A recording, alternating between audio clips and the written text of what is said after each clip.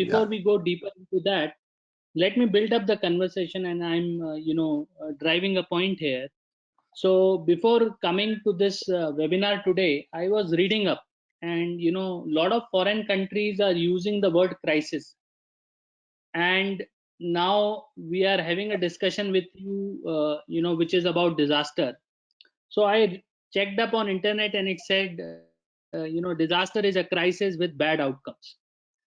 And COVID-19 for many stakeholders, I think, is already a disaster. For example, businesses or daily wage workers, right? So they already have a bad outcome because of COVID-19.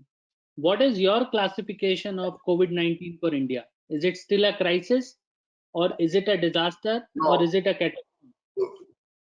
Yeah. The disaster definition is very specific from economic point of view, from health point of view. And there are a couple of definitions which are floating around.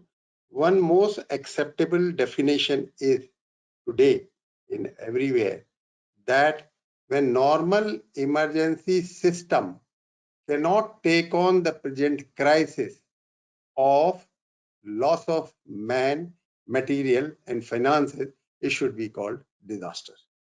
This is a definition which is well accepted, that there is a loss of a human endeavor, etc. Now it could be regional. It is not, earlier it was that if 30 patients become in one place, suddenly for one particular disease or one particular accident, it can be called disaster. That notion has changed. It can be regional, it can be national, or it can be global.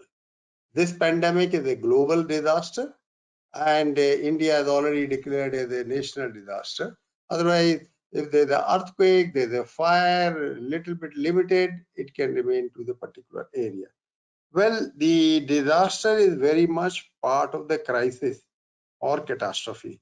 Crisis, as you know, that a time of intense difficulty or danger, and catastrophe is also similar. Sudden great damage or suffering is catastrophe. Disaster is a part of both, but it has some scientific definition to speak.